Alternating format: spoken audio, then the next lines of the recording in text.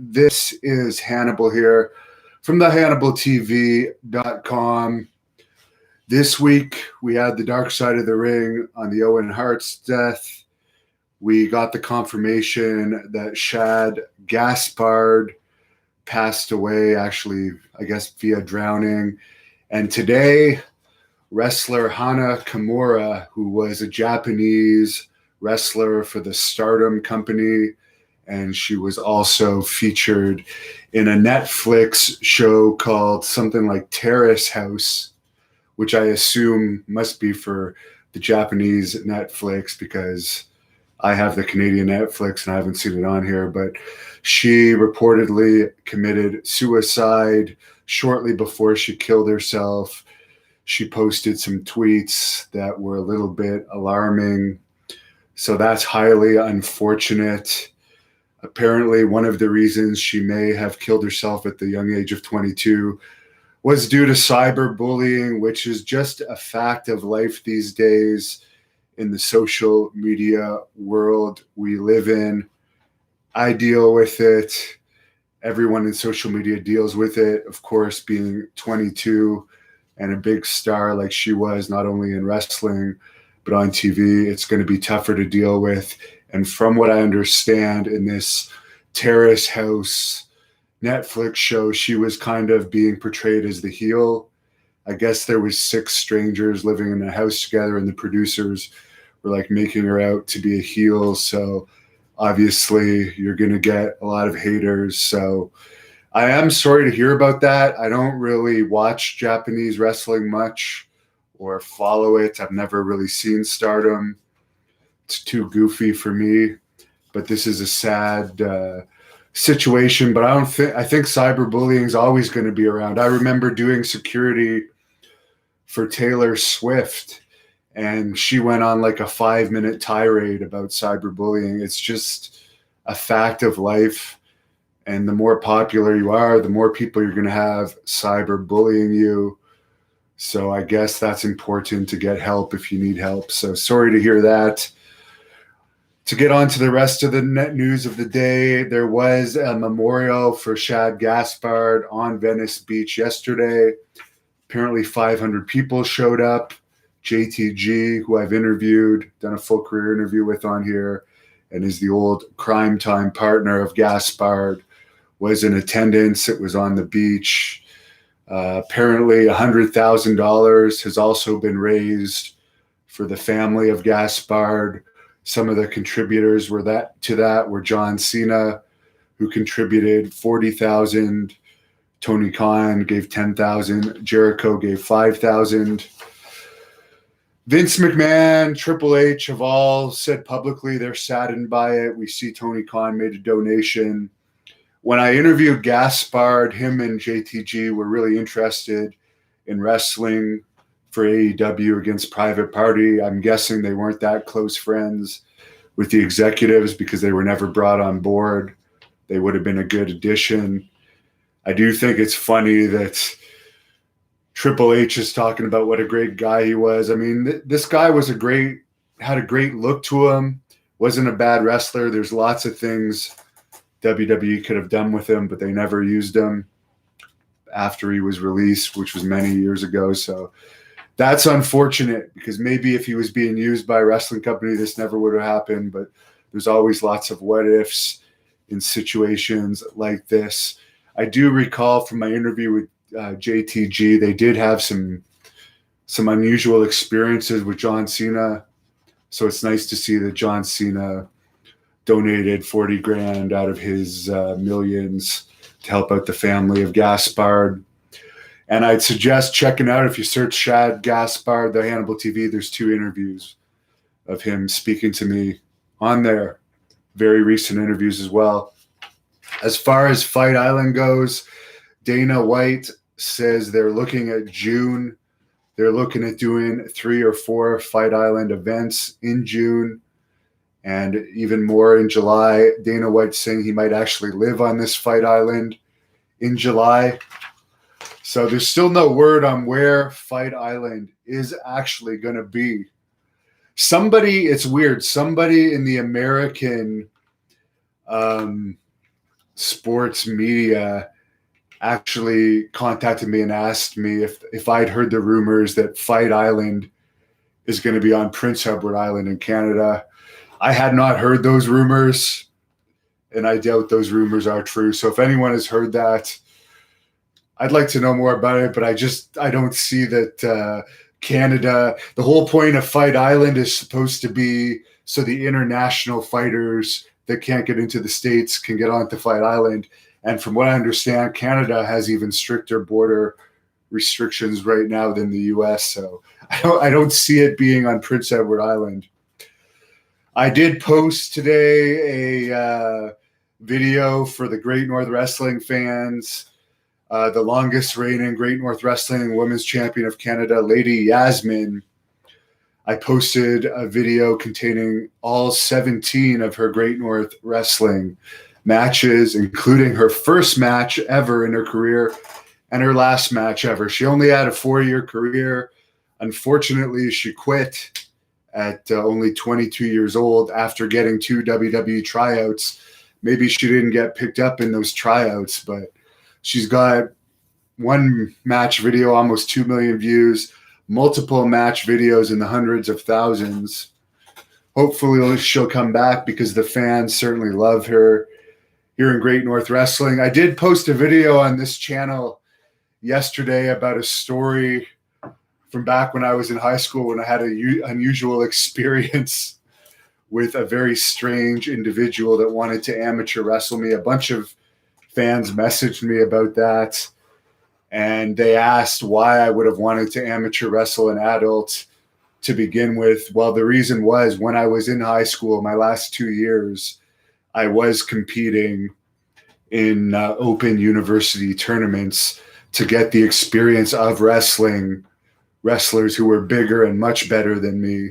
That way, when you're used to fighting adults, you go back to high school competition.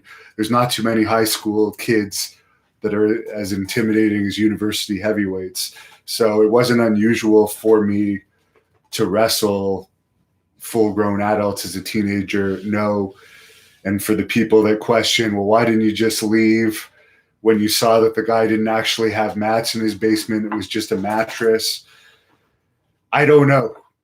We were kids. We were weirded out. We were uncomfortable. It was a strange situation. So I'll get into some of your questions. By the way, it's finally warmed up here where I am in Canada. I actually threw up after my run last night. I got home and I threw up for about 10 minutes because I'm used to running. I started off, it was taking me an hour to do the route that I have. Now I'm doing it in about an hour and a half. Sorry, it took me about 2 hours when I started. Now I'm doing it in an hour and a half, but usually it's been so cold that I haven't needed water and I haven't got overheated. But last night I got so overheated that I was throwing up when I got home. Shitty Talker Skywalker says a lot of dead wrestlers. Yeah, you almost get immune to it. There's so many, but this whole lockdown, as I stated earlier this week, lots of people are killing themselves. The economical and just the depression situation of this lockdown is just so depressing. And like for a guy like me, and there's others like me, that like the highlight of my day, if you guys don't work out, you're not going to understand this, but the highlight of my day is usually going to the gym, seeing my friends at the gym, having a good workout, going to the sauna, steam room, hot tub after. I look forward to that. I look forward to that. And now it's been almost 60 days of the lockdown here and the gyms being closed. And I haven't had that. So that's a small thing for some people. But for me, like, that's what I love. And something I love has been taken away from me. Visiting my grandma, who's almost 94 now. She actually turns 94 next month. Her residence has been on lockdown, and rightly so, because those are the at-risk people that aren't going to recover if they catch this COVID. But like, I haven't been able to see her for almost 3 months. So it's sad. It's a sad situation. And so many people are losing their jobs and their businesses. It's a shitty time in this world. It's definitely a depressing time. Cameron Neidhoff says it's despicable how stuff like that happens. It is, but there's always going to be trolls. There's nothing we can do about trolls that are losers in their own lives and they have nothing better to do than harass people on social media. So they're always going to be around. You just have to, unfortunately, learn how to deal with it or somehow avoid it. I mean, I say you can block them, but I've had the experience of blocking people, and I guess the craziest individual that I blocked created like probably over 20 fake accounts. But that was a really psychotic individual.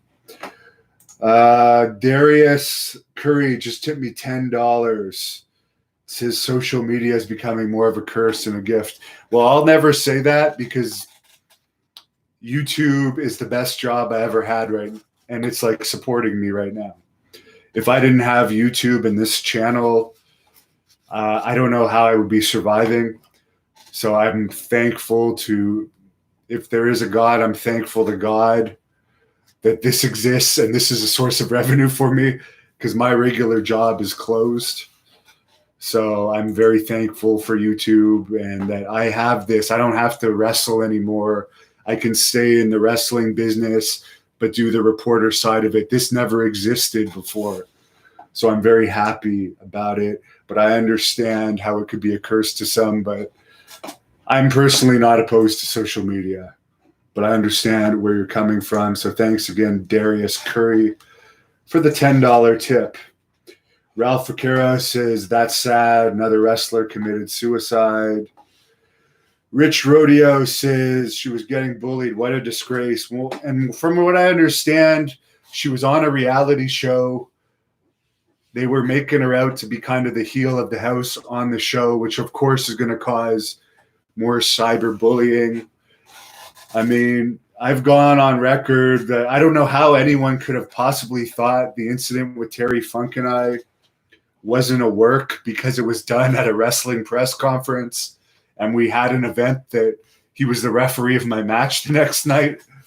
But even to this day, even though I've put out videos saying it was a work, I get hateful videos to this day, even though that was his idea, for example. So there's always going to be the weirdos that don't understand that even a reality show is not really a reality show.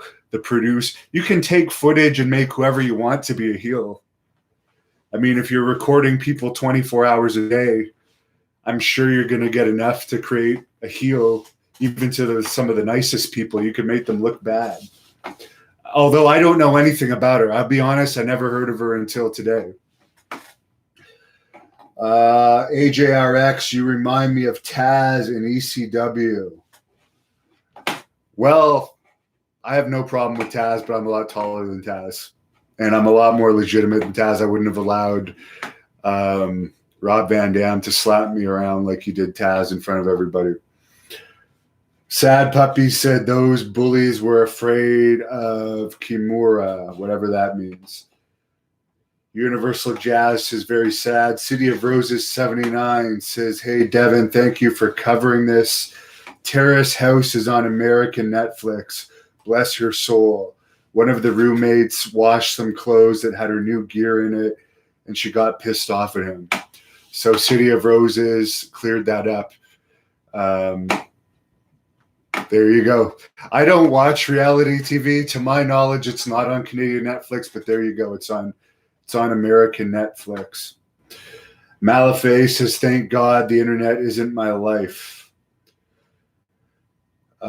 City of Roses 79 says that the roommate washing your gear ruined the gear. Josh X022 tipped me $10. He says, I'm essential and you're essential, keeping me up to date with wrestling. Appreciate you. Collar and Elbow had a shirt for Chad out. Was Shad out. 100% of the proceeds go to his family. I ordered one. Shout it out. So there you go. Thank you, Josh X022. Collar and Elbow, which I believe is the T-shirt company that Al Snow runs, has a Shad Gaspard t-shirt with all proceeds going to his family. So search up Collar and Elbow for that shirt. Help support his kid, who I believe was only 10. So the kid has a full life ahead of him. Buckshot Jones says WWE always dropped the ball with underrated talent. I'm sure he's referring to Shad there. Thick Boys says Buckshot Jones agreed. Couple more questions here. Do I feel reality TV should be required to have disclaimers to prevent immature people from believing what they are seeing is reality, since they edit people into heels? I don't even think that would make a difference. I don't even think that would make any difference at all. I've heard of, like, for instance, to put it into wrestling equations, even as I just told the story of Terry Funk incident, I'm playing a heel. Everyone knows it's wrestling. People still say they want to kill me. They want to come up with threats. They want to slap my dog, blah, blah, blah, blah, blah. Because even though it's wrestling, they don't believe. They believe. Because I guess if you're good at what you do, you can make people believe, and kayfabe can still exist. But no, I don't know if disclaimers will help anything. Jason Brophy, did Russo kill Owen with his bullshit storyline? No. The main people to blame are the riggers, and if they explained in that documentary that Vince McMahon wanted a quick release that would release Owen quicker than the one they had used in the past that had held them properly. So I would say it's the faulty rigging, which is really to blame for that. I mean, I think the storyline was stupid, but how is Russo supposed to know that there's going to be a faulty rig that's going to kill Owen Hart when at that point we'd been watching Sting be lowered down for 2 years safely? Do I have any interest in Double or Nothing? No, nothing at all. Nothing. I'm actually going to go for, I'm going to post one video of Tom Pritchard talking about Bruce Pritchard from my Tom Pritchard Skype interview I did before I go for my run. Finish drinking my cup of coffee here. Then I'm going to run. Then I'm going to come back, go to my new basement gym, do calisthenics, and hit my punching bag. David Bass says Martha's showed that the riggers were at fault in the Owen Hart documentary. Yeah, they showed that they used a sailing clip not designed to hold a man of Owen's weight